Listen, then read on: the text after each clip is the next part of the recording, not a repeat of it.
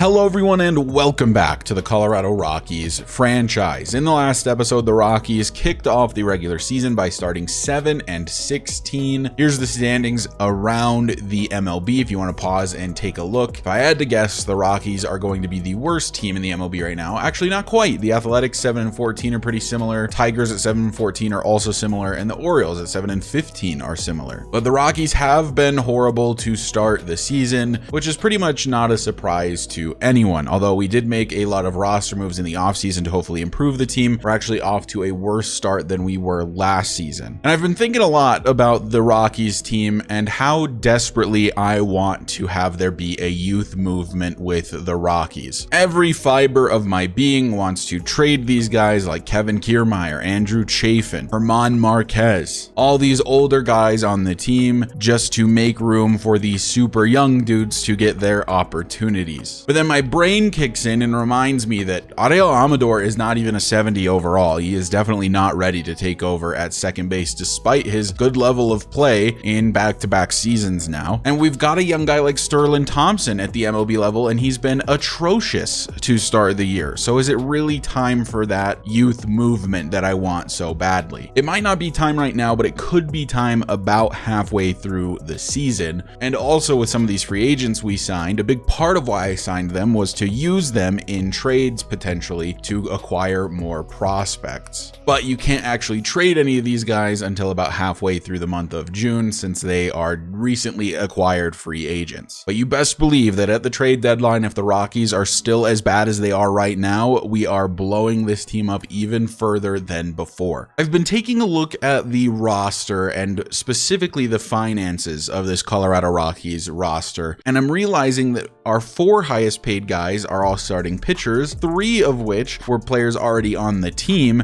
and only one of which is actually a quality starter, and that's Germán Márquez, who actually is struggling a lot to start this season. Kyle Freeland is on contract for the next 3 seasons, counting this one, and he's probably only going to start getting worse. He has low C potential, so he's about capped out where he is right now, and he's 31 years old. My original plan was to trade him this season, and I thought that that would be a good idea, and I even found a couple trades that I think made sense, as he is kind of now just a reliever, and he could be a decent reliever, an upgraded reliever on some teams trying to make a postseason push. But then I looked at his contract. I don't think there is a team in Major League Baseball that would trade for this contract. I mean, it is so bad. We've got a 31-year-old pitcher who is past his prime already, who is not even a top 5 starting pitcher on any major league roster in the MLB right now. I just looked, and he's costing this much money. So there's a couple things we can do with that information. I don't feel like we can trade him. Do I think a team could use him in a bullpen? Absolutely, I do. But I don't think there's a team that would be willing to pay this contract for the next 3 years for a level of play that is probably only going to get worse. So we could make a semi-unrealistic trade where we trade him to a contending team to give them some reliever help, or we could just rip the band-aid off and cut him, which loses us $9 million this year, $5 million next year, and $2.9 million in 2027. And that is a lot of money, but we'd be paying him $15 million in 2027 if we don't cut him now. There's also a chance he gets claimed off of waivers, and we would not then be required to pay his contract. Kyle Freeland is off to a really good start this season as a reliever with a .73 whip.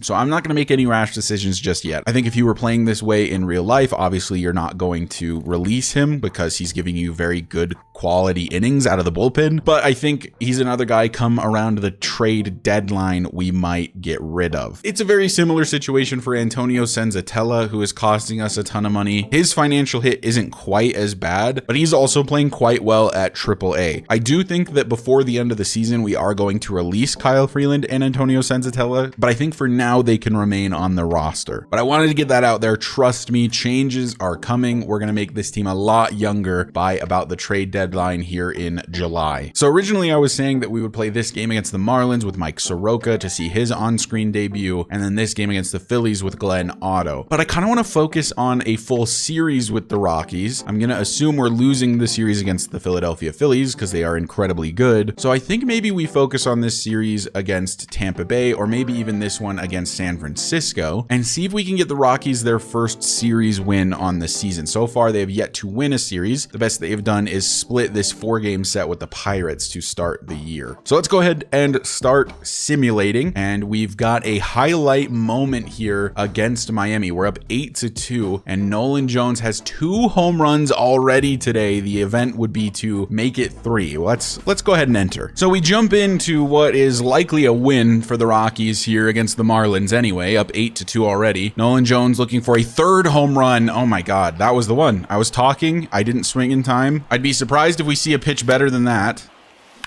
Oh, he actually got one that was about as good. Right down the middle on the circle change. It's deep to center field. It is over the fence. The 3rd home run on the day for Nolan Jones. It's a grand slam. 3 home runs in one day. Nolan Jones went from 2 to 5 in one game. A huge day for him. That's why he's the best player on this team. The Rockies take a victory in a Mike Soroka start, all thanks really to Nolan Jones, who I'm sure is player of the game with 3 home runs. He was responsible for 9 of the Rockies' 14 runs, had 9 RBIs. Sterling Thompson also 3 for 4 today. Let's take a look at the box score. For the Rockies, Kevin Kiermaier, who's up to a 272 average, has 2 hits. He had 2 RBIs. He drew a walk. Nolan Jones drew a walk. Obviously had 3 hits, all of which were home runs, 9 RBIs. Verdugo, who has been batting 3rd, is still playing quite well, a 280 average. Barry Cohen is down to a 165 average. It might be time to have a conversation about sending him down. Brendan Rodgers was 3 for 5, had a good day. Mejia was 0 for 3.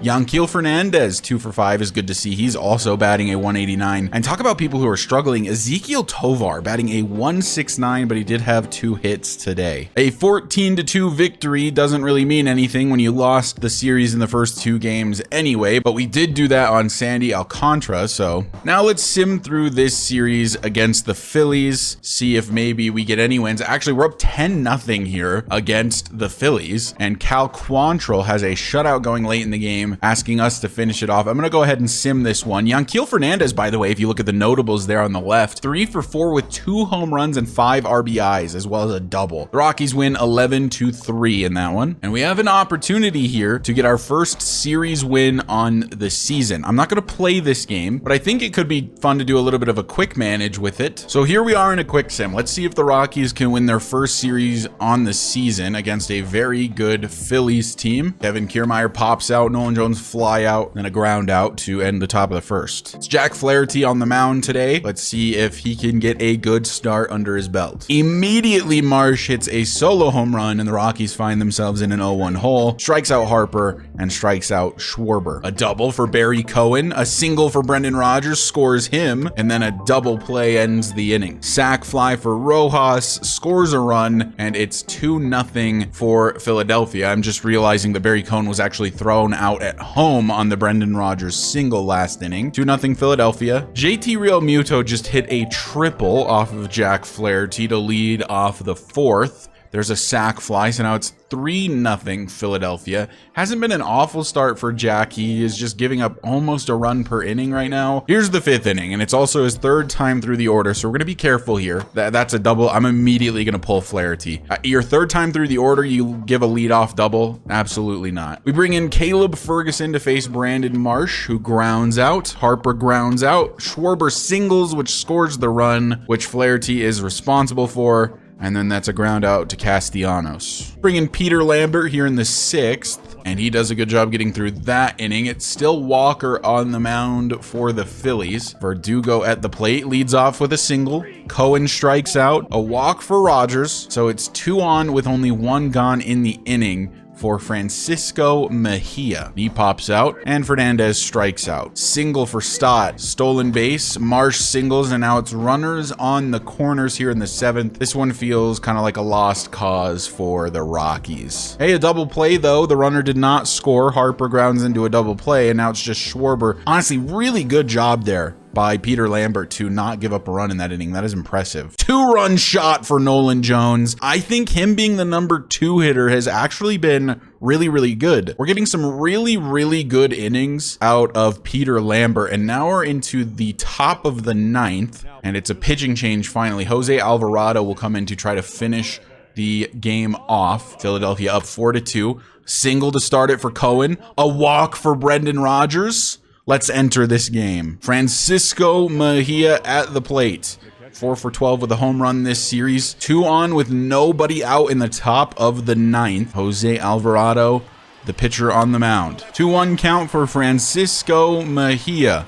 Here comes Alvarado's pitch. It's a good one to hit for Mejia, and will send the runner home from third. It doesn't get super far into the gap, but it's far enough to score Barry Cohen, and it's 3-4. Colorado trying to get back into this one. Francisco Mejia, very clutch hit there, and the Rockies have a serious chance to win the series. Yanquiel Fernandez looking to be a hero. In the last game, he hit a home run in a similar situation.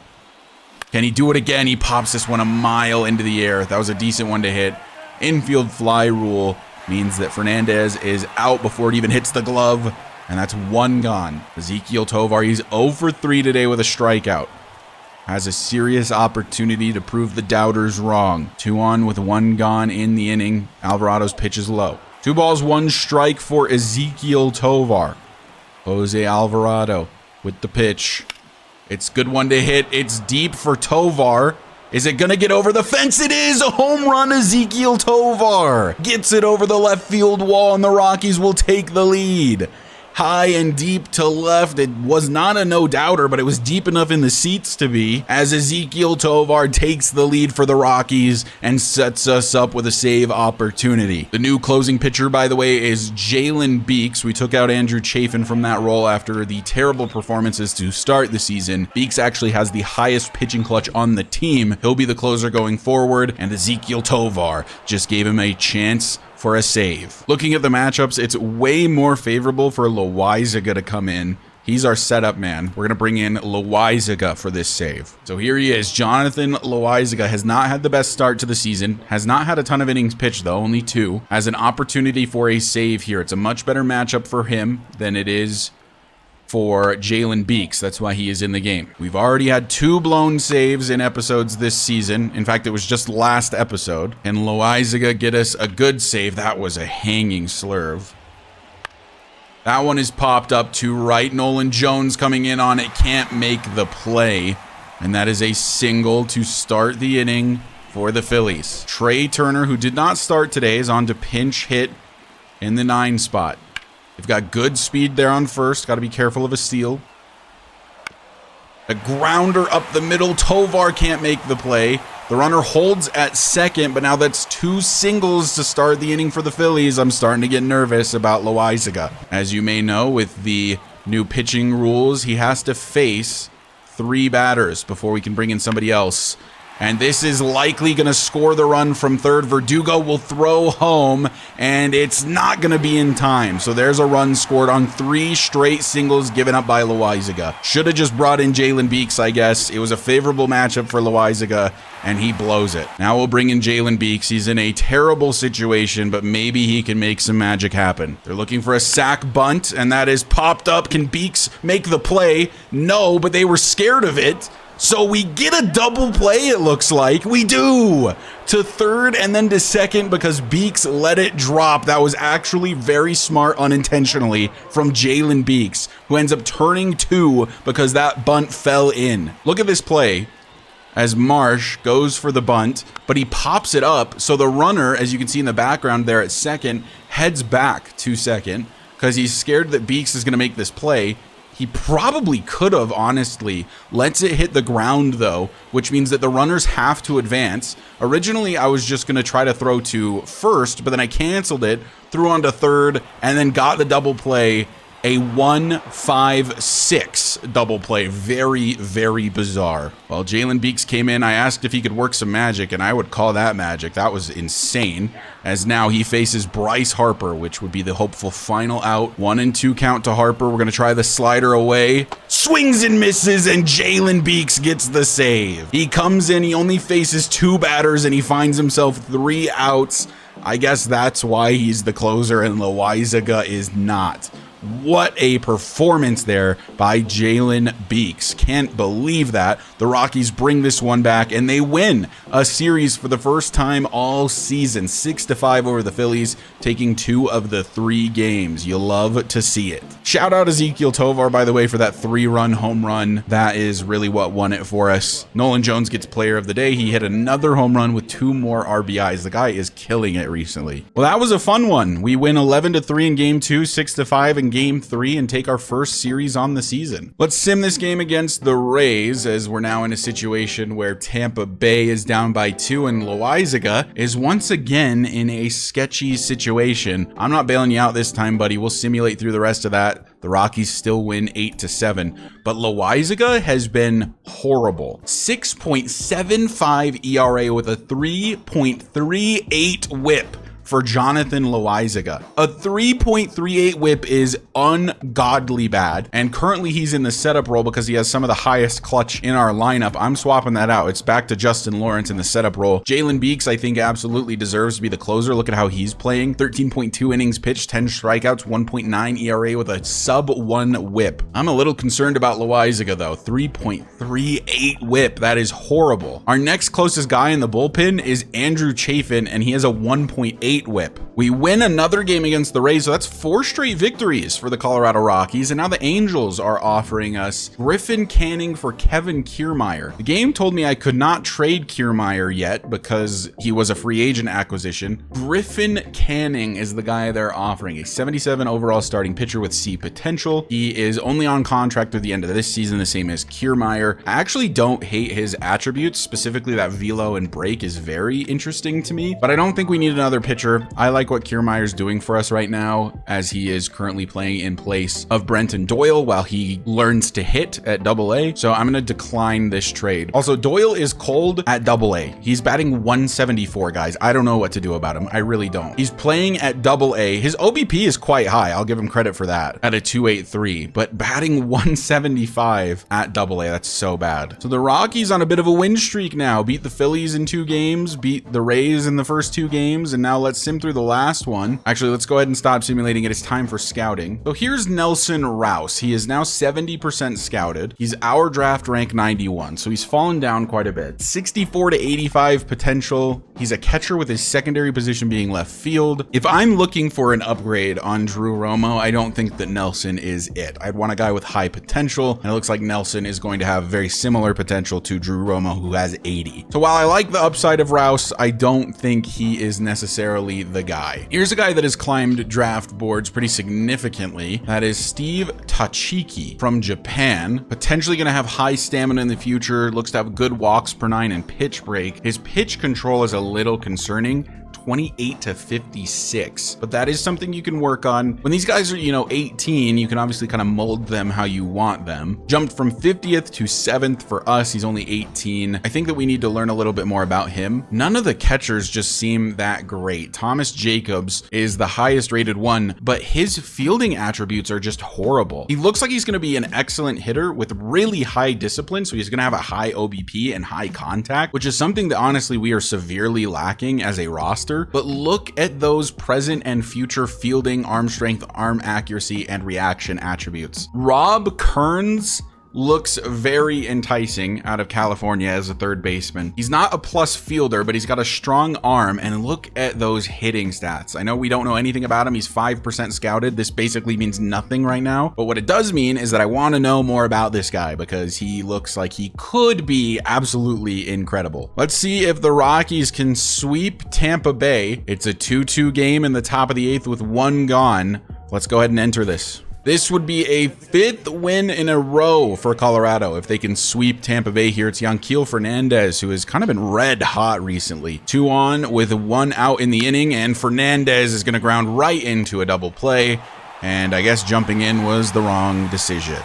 So Tovar hit a solo home run in the top of the 9th. It just continued simulating after that event. Tovar hits the solo homer, and now it's Jalen Beeks on for the save. He's got no outs in the bottom of the 9th with a runner on first. Let's get it done with Jalen Beeks. We got 1 save with him already today. Let's see if we can get another. Mike Yastrzemski not swinging at anything. To be fair, the pitches from Beeks haven't been particularly close. There's strike one. Why would they want a slider right down the middle? I don't understand this game sometimes. The catcher just wants what's worst for the team. That gets past Tovar. And now there's 2 on with nobody out. This was the situation Beeks was in when we got the win against the Phillies, so if anyone can do it, I think it's him. Drew Jones will pinch run for Tampa Bay. Tying run on second. Thairo Estrada at the plate. That's a good pitch. He did it the last time we were controlling him. I want him to do it again here, and he strikes out Estrada. That is a great start for Jalen Beeks. Now the double play is set up, and we could get a 5th win in a row. We've got to get through Nico Holsizer, which is an insane name. Hopefully I'm saying that right. Let me know if I'm not. As Beeks will throw a circle change off the plate. Full count for Jalen Beeks and Holsizer. Here's the pitch, and it's a swing and a miss. Another strikeout for Jalen Beeks. Means that there's only 1 out to go, and it's the 9-hitter. Rene Pinto at the plate. The last hope of the Rays, and the hopeful last out for the Rockies. The count is full once again, and Beeks is getting tired. Can he get the punch out? He swings and misses on a circle change that wasn't even close, and Beeks gets it done. A victory for the Rockies, a 5th one in a row, back-to-back series victories, and a first sweep on the season for Colorado. What a day it has been so far this episode. Jalen Beeks, definitely worthy of that closing position. Let's go ahead and sim through the rest of April. Colorado about to win again, so that's 6 victories in a row for the Rockies. Is it gonna end here? It looks like it probably will. 0-0. John Curtis is on the mound, but they're in a bad way. The Rockies win that game too. That's 7 victories in a row for Colorado. They're looking to sweep the Giants. I was going to play this series against the Nationals. I kind of want to play this game against the Giants to see if the Rockies can keep their win streak alive. The Rockies started this episode 7-16, now 15-17. And I think I will jump into this game against San Francisco, because why not? The red-hot Colorado Rockies look to make it 8 victories in a row against a division rival. That's the San Francisco Giants. We've won the series already. It's the final game in the series, and it would be the 8th victory in a row for Colorado. It's Germán Márquez on the mound today for the Rockies. Let's get into it. We'll be facing off against a pretty good pitcher. That's Blake Snell on the mound for the Giants. And here is Kevin Kiermaier, batting .259 with a .722 OPS this season. Not too shabby. If the Rockies win this one, they're only a game away from being 500 again, which would be the first time since the very start of the season when we were 0-0. That was the last time we were 500. Kiermaier grounds on to short, a relatively easy play, and that is out number 1. By the way, Ezequiel Tovar not in today. Rosario will be playing at short, and Montero will be the DH. Nolan Jones at the plate. He'll see his first pitch here against Blake Snell, and that's a fastball in there. Nolan with a .903 OPS, which is first on the Rockies currently. And a called strike 3 on the corner sees Nolan Jones go down for the first time today. Brendan Rodgers batting third still, having a pretty good season so far, all things considered. Snell is pitching very well so far. Pretty much every pitch has been on the corner. There's another perfect curveball. Early on the swing is Rodgers, and that's the end of the top part of the inning. Germán Márquez, who has been really bad to start the season. 6 starts, just barely under a 6 ERA with a 1.8 whip. It might be time to trade Márquez away. He's another guy with a big contract this season, but I think his overall justifies our ability to trade him. He'd definitely be a really good 4th or 5th starting pitcher on a contending team. Also, Márquez is a free agent at the end of this season as he walks the first batter he faces. That's Whit Merrifield. So trading him now seems ideal because we would get some stuff back as Merrifield takes off to steal, and the throw not in time and also high from Mejia. And that is a stolen base, so we already have a runner in scoring position. Márquez really struggling to find the zone so far, and I mean really struggling. Every pitch has been off the plate. There's maybe the first pitch in the strike zone the whole game. What do you guys think Germán Márquez is worth? I mean, he is a decent starting pitcher. Would definitely be better anywhere other than Coors Field. I think that's obvious of basically any starting pitcher. And a swing and a miss to Austin Slater is a strikeout in the first out of the day. Márquez is a guy that I am almost definitely going to deal at the trade deadline, though. I plan to trade him away to make room for Chase Dollander, who I think is ready to make his MLB debut. Dollander's up to a 70 overall, pretty much all of his major pitching attributes, as that's another strikeout for Márquez. Pretty much all of his pitching attributes are over 50 at this point. So he's really one of the better pitchers on the roster, and I think that he deserves a chance. And if not him, I think maybe Satchel Paige. But I think there's a good chance we're trading Satchel Paige as well as Mejia. Gonna get Whit Merrifield out at third. And in a weird way, it's a 1-2-3 inning for Colorado. Barry Cohen batting 200 this season. Has a decent OBP, though, from what I recall. A 267, so it's not that good, but it is, 67 points higher than his average, so it's not too bad. Only 2 home runs on the season, though. I honestly think it's his batting stance. I think his batting stance is so terrible. What do you guys think of the idea of maybe changing it in the offseason? Saying maybe he worked with, the team and decided to change his batting stance to something less terrible, as he does hit this one fairly deep to right center, but that is an easy play for the center fielder. Ahmed Rosario has been excellent this year, honestly, batting 299 in his limited plate appearances. He's a great utility guy because he plays a lot of positions. The only concern is that he's a bad fielder. His fielding stat is only like a 55, but he'll reach base here. He can play basically everywhere, but he can't play very well. He's also fast, though, as you may see him steal here. I don't have control over whether or not a player steals anymore, which I actually kind of like. I like the CPU to make the base running decisions. It makes it seem even more like, the player is making the decisions, as that one's going to get down. And on to third is Ahmed Rosario. And the Rockies get a good start here in the second inning, as Mejia bloops that one into right center. Runners on the corners for Eleris Montero, starting first baseman last season, relegated to the backup first baseman behind the rookie Barry Cohen this season. Swing and a miss for Montero on the high heat, and that is a strikeout. Brings up Yanquiel Fernandez, who has been okay. He hasn't been great by any means. Swings through a high fastball. Snell continuing to just paint the edges of the strike zone. I mean, those are 2 perfect pitches to start the at-bat. Fernandez got one inside. It maybe sounded like it cracked his bat, and it's to the right fielder, and that is the final out of the top of the second. This ump has a super tight strike zone. I mean, how is that not a strike? That knuckle curve, it was like perfect from Márquez, right on the corner. But he's not calling the edges strikes. Full count to Jorge Soler. Can Márquez? No. I was going to say, can he strike him out?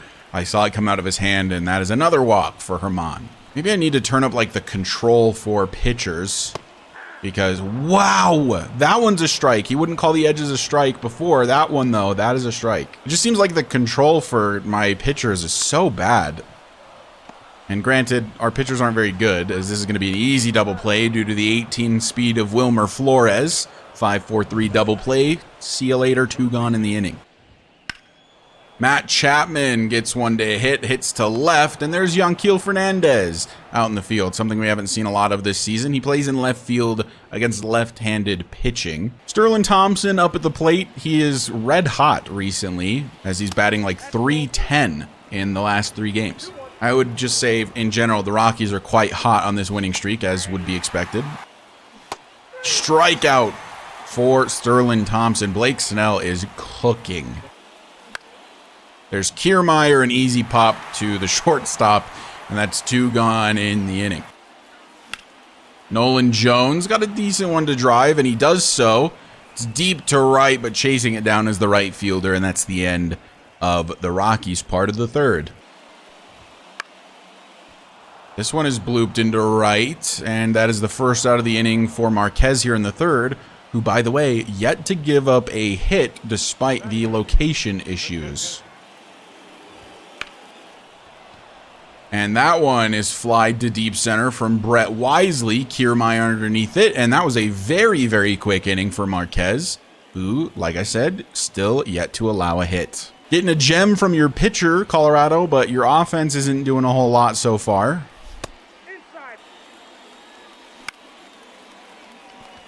What a diving play by the second baseman, and Rogers with 0 speed is going to be out. He has 40 speed, not 0 speed, but you know what I mean. He's slow is my point. What a play, though, by their second baseman. Barry Cohen, I love your batting stance. I changed my mind. High and deep to left. Look at the bat flip. Some attitude from the rookie Barry Cohen as he slams that one to nearly straightaway center field. That's 111.9 off the bat, 441 feet. There's some offense from the Rockies, and the rookie Barry Cohen blasts one deep to center, and it's 1-0 Colorado. Look at this bat flip, by the way. I hope it shows the whole thing. Oh, it does not, but he has like this little trot about him that's hilarious, and then he flips the bat with a ton of attitude. I think it makes sense for Barry Cohen. I'd have attitude too if I was a generational prospect. Ahmed Rosario's at the plate. Pitch number 5 right here was called a ball just now. Made it a full count. Would have been a strikeout for Rosario. Instead, he gets another chance, and he gets a base hit out of it. The umpire just screwed Blake Snell out of a strikeout. A grounder kind of into the gap as they're sending him to third. Rosario, that is, and I guess it was a smart decision. I wouldn't have done it. The CPU decided to, and he makes it a Mejia hit. And now we're to the bottom part of this order, and there's runners on. It's Eleris Montero. This would normally be Ezequiel Tovar. I'd kind of prefer if it were Ezequiel Tovar. That's called a ball. What is this ump on? Oh my goodness. And Montero strikes out on an inside fastball. And now it's 2 gone as Yanquiel Fernandez comes to the plate. Fernandez grounds this softly to short, and the force out at second ends the top half of the 4th. But Barry Cohen gets the first run on the board for either team with the solo shot to center. Man, this ump is something else. Look at that second pitch. Perfectly on the corner, called a ball.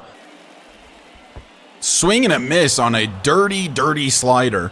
And by dirty, I mean it literally was in the dirt. Austin Slater at the plate.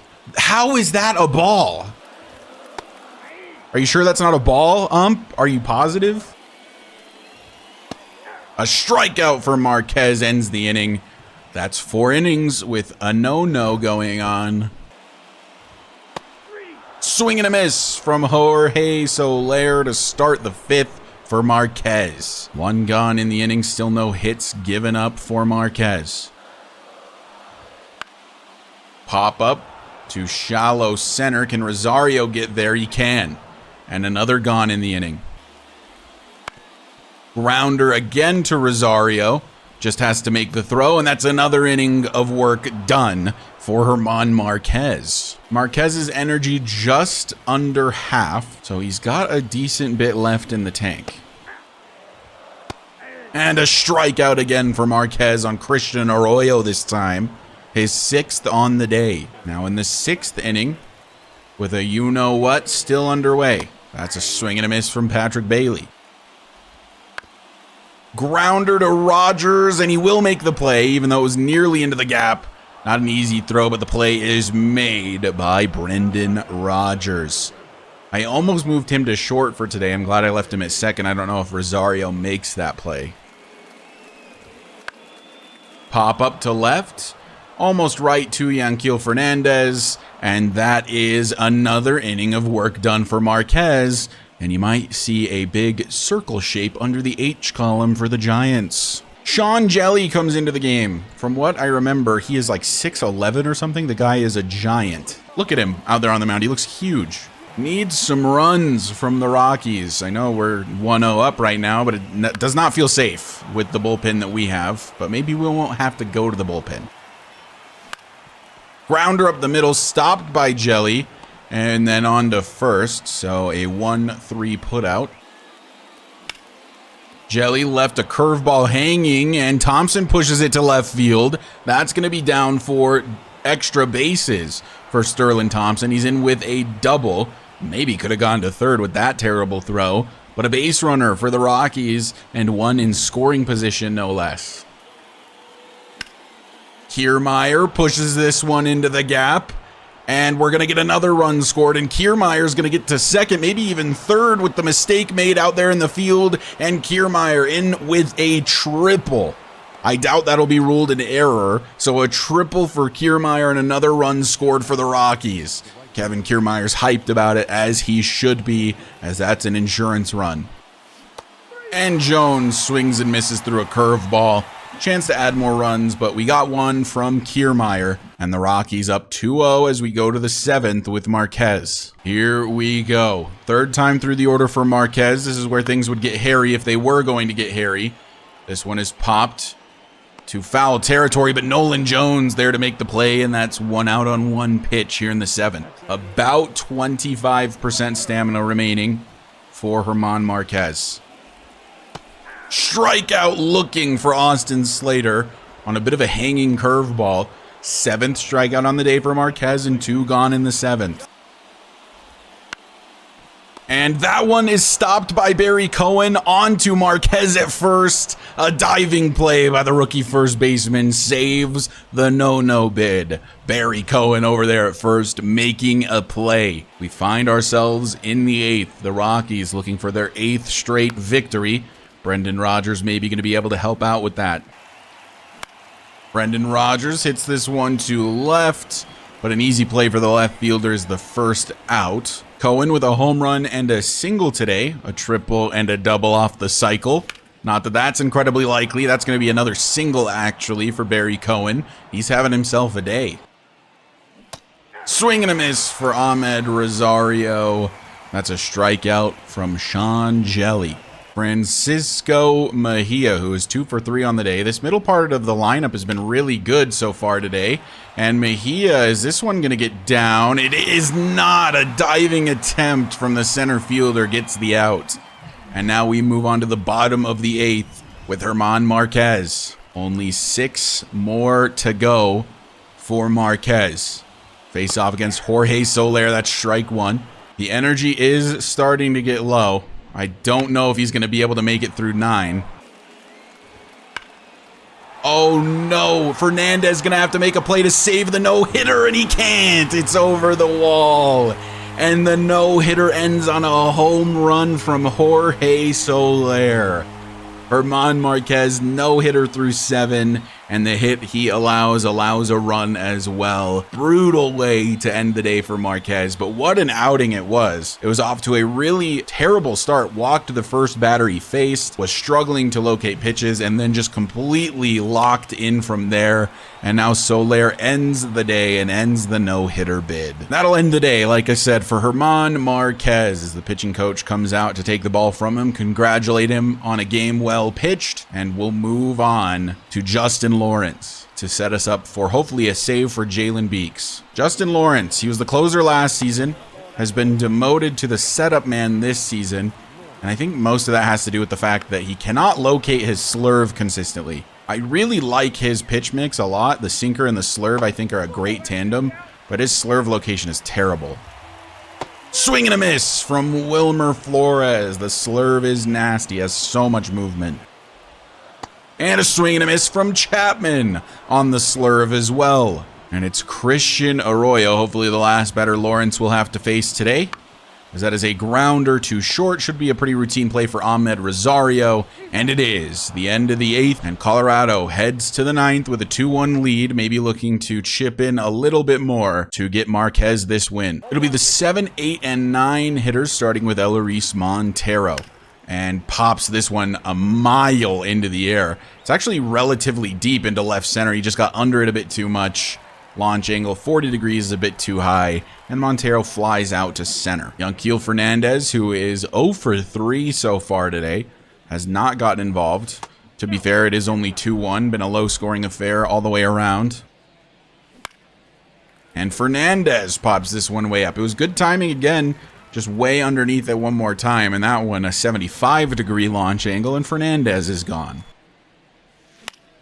Left one hanging for Thompson, who also pops it a mile into the air, and that does not get down in center field. That is the end of the top of the ninth. A save situation one more time for Jalen Beeks. This is actually another situation where a right-handed pitcher would be favored, but we saw how that went with Loizaga last time. So we're just going to bring in Jalen Beeks. Faces Patrick Bailey as his first batter of the day. And that one is high and deep to right, but goes foul. Once again, this umpire cannot call a strike on a pitch in the zone. And this one is driven to left straight at Yanquiel Fernandez, who barely had to move. And that's the first out. 2 outs away from an 8th straight victory for the Rockies and a 2nd straight sweep.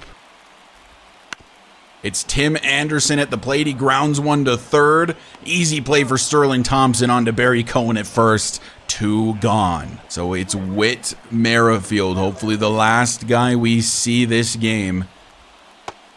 He has a 12-game hitting streak. Jalen Beeks trying to put that to rest today.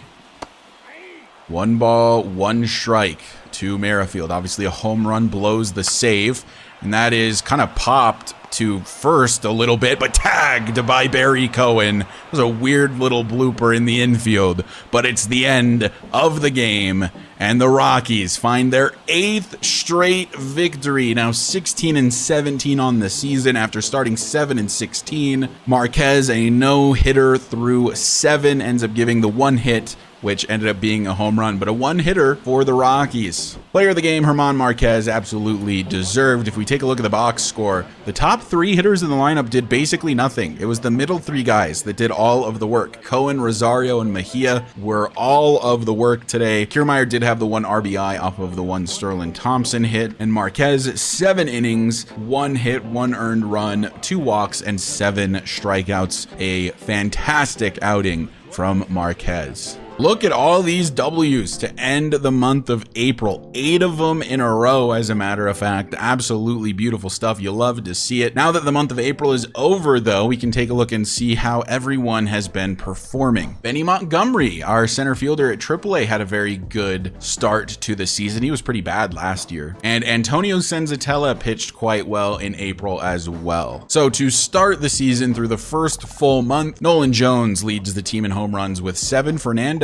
has 5 in second. Fernandez, despite having a pretty low average, actually leads the team in RBIs right now with 22. Nolan Jones with 21. Nolan Jones leads the team in stolen bases with 4. Ahmed Rosario leads the team in average with a 310. Mejia a 290. Jones a 273. And if we scroll down the list, let's kind of see who's struggling. Tovar has actually been red hot to end April during this win streak. He brought it from like a 160 average up to a 236. Sterling Thompson has continued to just kind of be okay. He batted a 228 last season, so he's doing very, very similar things so far this year. Barry Cohen, a 219 average, but with a 282 OBP, so it's not the worst you've ever seen, and he looks to be playing a little bit better during this win streak as well. Fernandez is weird, man, because he has a terrible average, but he's leading the team in RBIs, so I guess he just gets clutch at bats. Carson Kelly batting a 208 in his limited appearances. Tapia a 207. Montero a 091, but has only had 22 at bats. So here's our pitchers so far this season. I'm sorting by innings pitched, and we'll go down the list. Cal Quantrill,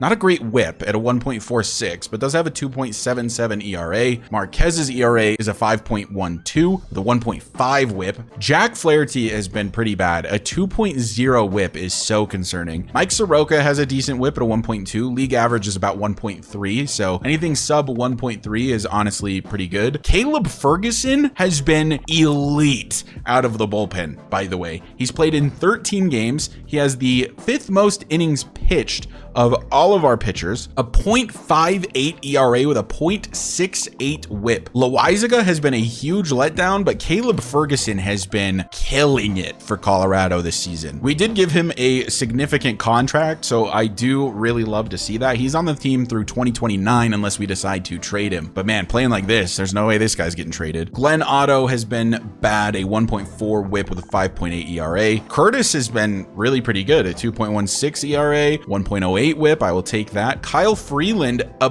.67 whip is incredible. Same with Jalen Beeks at a .86. He definitely has been worthy of that new closing spot, although I think maybe one could argue that it should be Caleb Ferguson at this point. Justin Lawrence, who had a pretty down year last year, has kind of had a redemption so far this year. 1.1 whip is quite good. Peter Lambert has an okay ERA, but a little bit of a high whip at a 1.4. Chafin's whip is bad, and here is Loaizaga, guys. I mean, he is worst on the team in ERA and worst on the team in whip, but he's only pitched 3.2 innings. So we got to cut him a little bit of slack. The setup guy does not get a lot of innings pitched, especially on a team like the Rockies, where up until the last couple weeks, we don't win very much. We probably just need to shuffle around the bullpen to make sure Loaizaga gets more innings pitched, hopefully get his mojo back. I might put him in like a long reliever position instead of where he is as the setup guy. Maybe Loaizaga and Ferguson in the long reliever position. The reason I say have them in the long reliever, because you might be thinking, why not have your high stamina guys in long reliever? Well, if you do that, like Peter Lambert and Kyle Freeland, who have high stamina, then they just get like literally all of the innings. So it's honestly for the best to have some low stamina guys as long relievers, because that way they relieve for as long as they can until their stamina is low, and then they get pulled, and then Lambert and Freeland come in. It just makes the innings a lot more balanced. So Loaizaga, I'm going to move to a long reliever, and I think I'm going to move Curtis to a middle reliever, and so it'll be Ferguson and Loaizaga as the long relievers. Then hopefully Loaizaga gets more innings pitched and can kind of get his feet under him here in Colorado, because he's been really bad, even though it's only been 3.2 innings. Here's how everyone is doing at AAA. Leading in average is Sean Bouchard, who has an OBP of 360. My guy wants to be at the majors, it seems. Still has B potential, still 28. He could honestly be a relatively good trade piece, I think. Corey Joyce, which is a shortstop that we picked up off of free agency, has honestly been a worthwhile pickup. Batting 287, 345 OBP. Michael Tolia has continued to play well with a 272 average and a 315 OBP. If we send Barry Cohen down, we'll probably bring Tolia up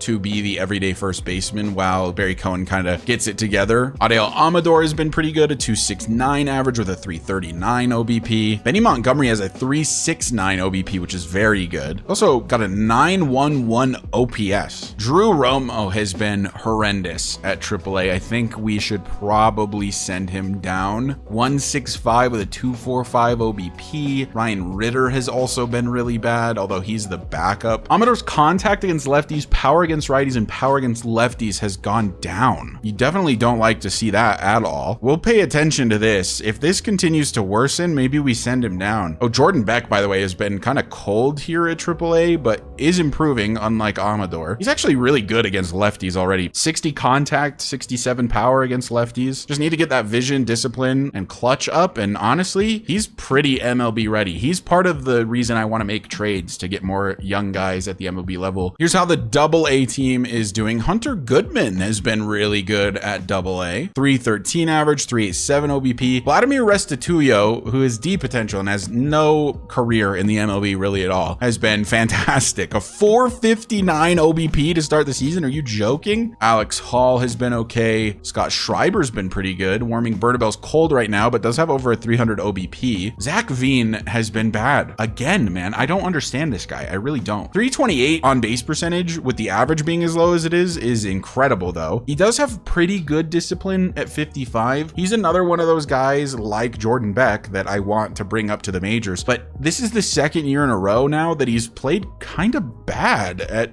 AA, like 211 average. Like this is a 328 OBP. Imagine what this would be if his average was even like 260, right? His OBP would be like close to 400, maybe over 400. He has a lot of potential and he's not a terrible batter, but like, man, he just continues to struggle at AA and it makes it hard to want to bring him up. Brenton Doyle, man, I don't know what to do with him. I really don't. Still has the A potential, still 73 overall. The bat is not improving so far. He's actually getting worse a bit as a fielder. His arm has regressed slightly and his fielding regressed by 1. His plate vision did go up by 1, so that's okay. I don't know, dude. He's got a 303 OBP, which is honestly decent, like he's reaching base, but a 179 batting average at AA. Come on, dude. Well, I was going to sim a bit further into the month of May in this episode, but I think with the way our team is playing, we need to continue to watch this win streak as long as it's a thing. So in the next episode, we're going to get into this game against the Washington Nationals, try to get the Rockies back to 500, maybe win a third series in a row, or actually I think it's fourth series in a row. Yeah, fourth series in a row it would be if they beat the Nationals. So we'll see if we can make that happen with the Rockies, but that is going to do it for this episode. I really hope you guys enjoyed. This one was super fun. That win streak was awesome, and I think that it shows that we're kind of headed in the right direction as we're 9-1 in our last 10. But anyway, thank you guys so much for watching, and I'll see you in the next episode where we'll try to get the win streak to 9 straight games.